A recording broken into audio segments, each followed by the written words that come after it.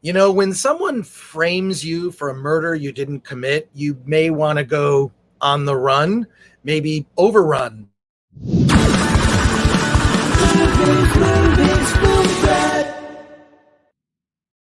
Welcome to the Filmstar Podcast. I am Chris Gore, and I am here today to talk to you about the indie thriller, I'd say indie action thriller, Overrun, and director, producer Josh Tessier he's on the set in Arkansas, here to talk to us about Overrun, which is out now and available on video on demand. It is an indie thriller action movie of a type of, I'm owing maybe some roots to Hitchcock here and there, you know. Tell me how you got started with this project, how you put it together, and what was involved in doing this. And thank you for taking the time, talking from your set of another film that you're working on. Yes, I'm definitely on set out here in Arkansas. I'm almost finished though. Got a couple more days on this bad boy. Did you enjoy the movie, by the way, Chris? Absolutely. I thought it was a lot of fun. It was, just especially once it kicks in. I mean, there's some corrupt cops in this, and it's a simple story. It's very simple. Like once it sort of kicks into gear, you're meeting all these characters, and like there's some effed up people in this movie. I'm not gonna there is some effed up characters, and I'm such a huge fan. I want to ask you later. I want to have a whole conversation about Bruce Dern. Okay. I'm a huge fan of Bruce Dern, but tell me about how you got involved in this, and then there's a turn in the movie. I think when it happens.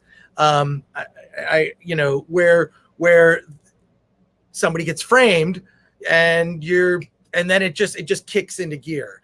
There's that turn. But tell me how you got involved, how you put all this together. So Omed and I have been friends. We've been partners for, I think, we've known each other for almost 10 years now. Actually, most people that were a part of this film, we've known each other for a long time. So we, Omed has been eager to do something for himself, give a lead man a shot, 6'3" Persian guy, see if he could, handle himself. And we had done a short in 2012 that had gotten some fairly good attention. And so what we decided to do was we tried to adapt that piece into something that could be a little bit more feature length. And so, funny story, Bill, who plays Dobbs, William Catt, he hated the script originally. He really did. And but he knew that we were going to fix it, make it work, because with a modest budget, we had to put it together for what we could do. And then doing the location, make sure the character felt like they belonged in the movie, and not just we're sticking somebody in. Oh, we had you for a day because we're a small movie. No, we try to make it feel all as organic as possible. So Omed and I decided to kind of put this thing together, and we went through draft after draft. It's a very simple movie, obviously, but we were trying to make it work for our budget and for Omed, and for for us to kind of like softball. Like a little softball for us, so we could have fun. Because originally in the script, everybody died. It wasn't funny. It was more about PTSD and the armed forces. My brother served, and actually talked to him quite a bit to try to figure out how I was going to do it. It was originally called A Good Way to Hell, and it was more of a serious thriller rather than some guy in Daisy Dukes and and silliness that what it become, which I actually prefer. I like tongue-in-cheek stuff, so I think that it came out as good as it could have. So we but that's kind of how it started.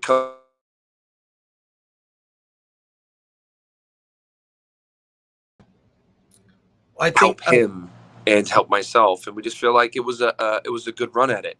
But it did take a while to put Overrun together, surprisingly. But it is a very simple story. But it was fun, Well, it's good to start with a simple story as a base. I will say that the humor did kind of break up the tension, because there's some incredibly tense and I would say graphic, especially, that opening scene. I want to talk about the gunplay in this, because you're being modest about the budget.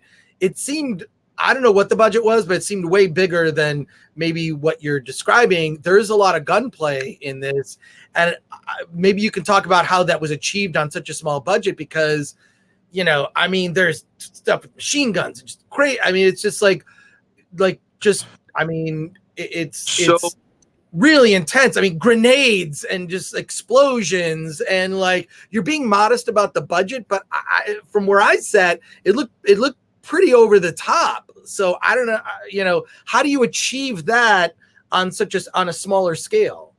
So me and most of the guys in our company, Turbo Panda, we're all stunt guys. So we come from the stunt world, and I'm really good friends with Frank Sigley, who was our special effects guy, who I've known since Prison Break, and our armorer I've known, you know, Clay Van Sickle, who handles all of our guns. He's done me favors. I've known him. He's been one of my longest standing friends. I've known him since I came out to Los Angeles. So it's like we all kind of grew up together, and so we help each other out. So you know how visual effects artists,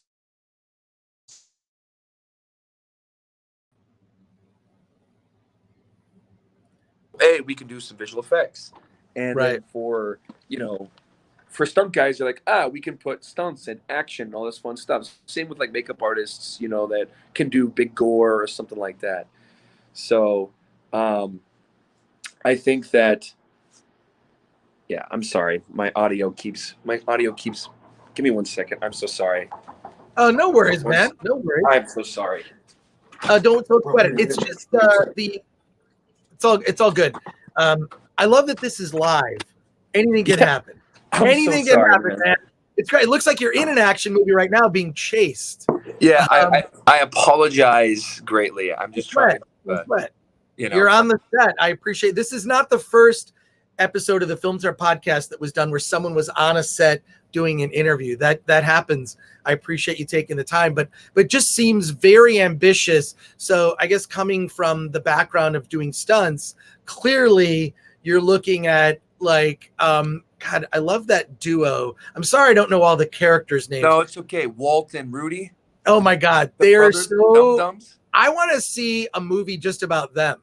So okay, that was hysterical. But tell me about that.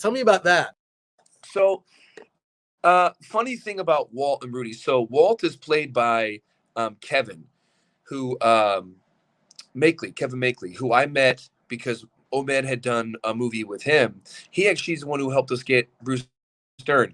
Kevin is also Macho Man Randy Savage on the new Young Rock. And he's actually a friend of O's, but like he is so great. Like he did such a great job. And the guy who plays his brother, his name is Michael Wayne Foster. And I've known Michael for a long time. He plays this big guy. And he plays you know, a daft pretty well. These two guys have never met. They come on set and they're from the same place. They used to drink at the same bars. They used to do all this stuff together. They just kind of connected immediately and were able to become fast friends. And so they felt like brothers to me. But they played so well off each other. And again, in the movie, I had to cut a lot of runtime. So a lot of their jokes kind of are on the cutting room floor, but they're funny guys. They're very funny. We had a couple other fight scenes that unfortunately we couldn't put in just because of flow and, you know, timing. So hopefully they'll get the deleted scenes. But they're funny guys, man. Both those guys, great guys. Like I said, I feel like you could spin off another thing just with their adventures. You mentioned Bruce Dern. I want to ask you, because a lot of indie filmmakers, they'll come like, oh, okay, you know, I'm going to put in, you know, guys I know in my movie, and then don't realize, like, you put a little effort in, you can get a name person. I mean, he's a, you know, Academy Award nominee. He's an actor that's dear to me, just in so many movies, Bruce Dern. How did you get Bruce Dern, and then what was it like to work with him? So Bruce, we didn't have him for long. And, you know, Kevin actually helped us because Kevin, you know, he had done a Western called Badlands, and Bruce was in that movie. And so we talked to him, and then he gave us the contact, and we just kind of, because originally we were trying to get somebody to play Ray Barron. You know, I had somebody lined up, and we decided to go with Robert because I thought Robert was he's just a great classic champagne villain. He's very good. But Bruce was, I mean, he's a legend. So he walks on set, and you just sit there. I be honest with you, I almost just wanted to listen to him talk and do his stories. You know what I mean? Because he has so many. He had some great ones about John Hurt. They're really funny. But he himself, it's like watching him work and watching him do his scene, because he kind of does his own thing, right? Well, you know, he made a joke towards Brady, who's in our company, our editor, and he made a joke to him that said, "There's two people who hate me: the scripty and the editor, because I don't do the same thing twice." And he's not wrong. I mean, he will do things similar, but he's very organic. So it's like if something happens in the scene, he's gonna use it in the scene. So if like something fell, he'll start talking about it and he'll wrap the conversation around it. You know, he's just he was really, really fun to work with, you know, and we got a lot out of him for the minimal time that we had him on set. But it was a highlight for me, for sure, because Bruce Dern is Bruce Dern. He's done everything.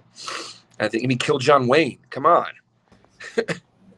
Bruce Dern is a classic, and he's a real highlight of the film. I agree with you. It's one of those things. I briefly met Bruce Dern once. You know, you live in the Hollywood area, you're going to run into celebrities at Trader Joe's, but briefly met just the sweetest, nicest guy you could ever meet. Very humble, which was awesome. Josh Tessier, thank you for talking to us on the Filmstar Podcast from the set of your new movie in Arkansas. Tell us quickly, what are you working on there? Is it too early to talk about it? Sure. I mean, I can tell you, I'm actually helping out a director friend of mine, Brian. I'm his second unit director, so I'm doing second unit on this one. It's a movie called Pursuit with John Cusack and Emile Hirsch. Wow. I'm sure you will. I'm sure he'll see you on the next round of this one. Okay, good. That's great. No, I love it. Awesome. Josh, thank you for talking to us on the Film Threat Podcast. It's been a pleasure. Overrun is out and available on video on demand. Check it out. Thanks again, Josh. No, thank you, Chris. Sorry about that earlier. Don't worry about it. Dude, you're on set. This kind of thing happens. I love it that you took the time to talk to us. All right, brother.